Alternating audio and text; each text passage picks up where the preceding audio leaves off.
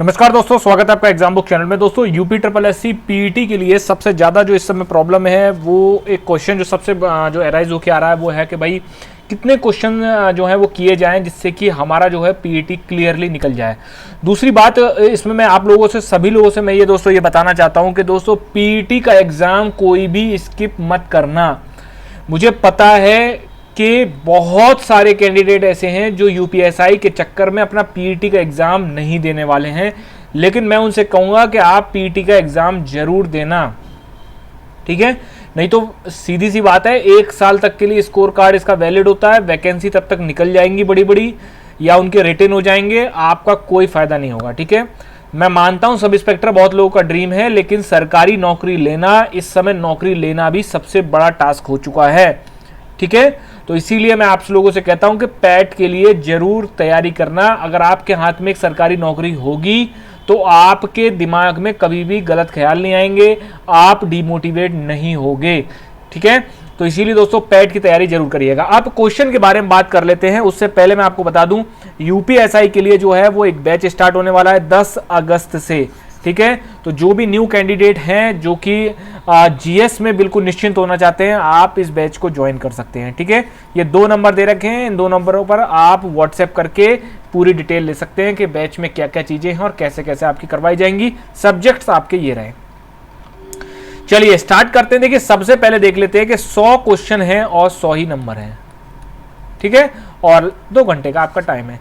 देखिए 100 क्वेश्चन के लिए 2 घंटे का टाइम मैं कहता हूं बहुत ही अच्छा खासा टाइम है। तो आप में इसमें तो मत सोचिएगा कि 100 घंटे में 100 मिनट में 100 क्वेश्चन जो है हम कैसे कर पाएंगे, क्योंकि देखिए लगभग 50% जो वेटेज है वो सब जीएस का, और जीएस में आपको पेन चलानी तो होती नहीं है, कोई फॉर्मूले तो होते नहीं है ऐसे कि हाँ भाई जब तक फॉर्मूले नहीं लगाओगे तब तक नहीं हो पाएगा। भाई 5 क्वेश्चन आने फॉर्मूले बेस्ड पे, मैथ के 5 क्वेश्चन है तो मैथ में आपको वैसे भी ज्यादा टाइम नहीं लगना है, ठीक है। तो दोस्तों 100 क्वेश्चनों में और 100 नंबर का आपका होगा, तो आपको कितने नंबर करने जरूरी है, क्योंकि 1/4 की नेगेटिव मार्किंग भी है, मतलब 25%, ठीक है।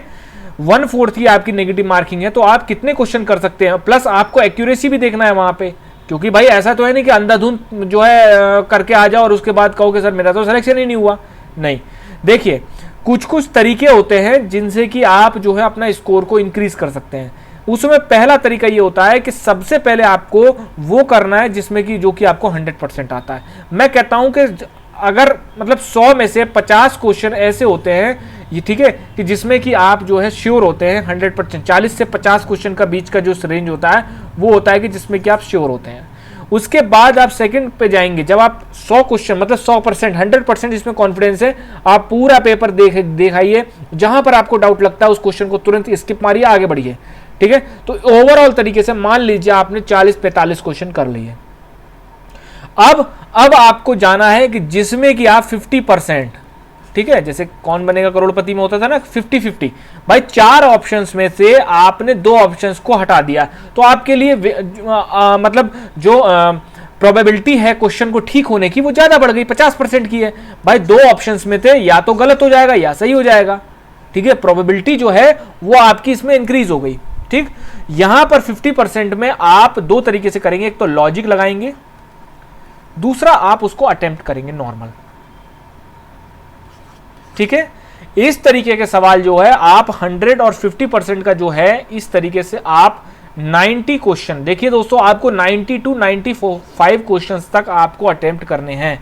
5 क्वेश्चन मैं छोड़ देता हूं, इतने उल जलूल क्वेश्चन जो कि किसी से नहीं होंगे, या फिर आप उनको करने के चक्कर में तुक्का लगाएंगे। 5 क्वेश्चन के लिए मैं बता देता हूं, उन क्वेश्चंस पर बिल्कुल भी टिक मत लगाना, लेकिन उनकी लिमिट 5 क्वेश्चन ही होनी चाहिए। दोस्तों कंपटीशन का लेवल इतना हाई हो चुका है ना कि मतलब जो तैयारी करने वाला लड़का या लड़की है वो मतलब पूरे दिन रात पूरे तरीके से फोकसली तरीके से, क्योंकि जिसको कहते हैं ना गला काट कंपटीशन, ठीक है, कि उस तरीके का कंपटीशन हो गया है आजकल कि आप नॉर्मल तरीके से एग्जाम नहीं निकाल सकते हो इसको, कि आपको अच्छे से अंडरस्टैंडिंग तरीके से पढ़ाई करनी ही पड़ेगी, अदरवाइज इतना टफ कंपटीशन है कि आपकी एक छोटी सी गलती या आपका एक मतलब लेजीनेस का रवैया आपको एग्जाम में बहुत पीछे धकेल देगा। अब जो इस समय पीटी क्वालिफाई करेंगे वो देखिए, सबसे पहली बड़ी भर्ती है लेखपाल की। आप लेखपाल को कम मत समझिए, जिसको 10 to 5 की नौकरी चाहिए वो लेखपाल में आंख बंद करके चला जाए। ठीक है, लेखपाल जो है, अगर आप 21-22 साल की उम्र में अगर आप लेखपाल ले लेते हैं तो एंड में आप एसडीएम तक बन सकते हैं। ठीक है, बहुत सिंपल तरीके का है, इतना टेंशन भरी नौकरी भी नहीं है, आराम से आप अपना जो है, मानता हूं 1900 पेमेंट की नौकरी है, तनख्वाह कम है लेकिन सुकून है नौकरी में। ठीक है, तो आपको अटेम्प्ट करना है 90 to 95 क्वेश्चन। 5 क्वेश्चनों का आपको स्किप करके चलना है कि वो क्वेश्चन जिसमें कि आपको पता ही नहीं है क्या हो सकता है इसमें, मतलब आप श्योर शॉर्ट तुक्का लगा रहे हो, बिल्कुल श्योर तुक्का लगा रहे हो आप उसमें। ऐसे क्वेश्चनों को आपको 5 तक की रेंज में आपको समेटना है, लेकिन आपको 90 to 95 क्वेश्चन आपको करके आने हैं। रीजन ये है 100 में से 99 बच्चे ऐसे होते हैं जिनकी एक्यूरेसी ठीक नहीं होती है। ठीक है, मतलब अगर वो 90 करेंगे तब उनके 70 ठीक होंगे आगे। ठीक है, या 95 करेंगे तब उनके 70 ठीक होंगे। तो आप अगर उन कैंडिडेट 1% वाले कैंडिडेट में हैं जो अगर 70 करते हैं तो 68 ठीक हो जाते हैं, तब तो भाई मैं आपसे ये कहूंगा कि आप रिस्क मत लीजिए, आप 75 करके आइए, 1-2 क्वेश्चन गलत होगा तब भी आप जो है आराम से जो है पेपर निकाल लेंगे। दूसरी बात, जनरल कैटेगरी के लिए, फॉर जनरल कैटेगरी आपको 70 तक आपको स्कोर रखना है अपना, 70 तक। ठीक है, 70 नंबर के करीब अगर आप 65 to 70 के करीब आप ले आते हैं तो आप आराम से पैट निकाल लेंगे, लेखपाल के लिए आप तैयारी शुरू करेंगे। फॉर ओबीसी 70, मतलब इसको मैं कहता हूं कि 62 to 68।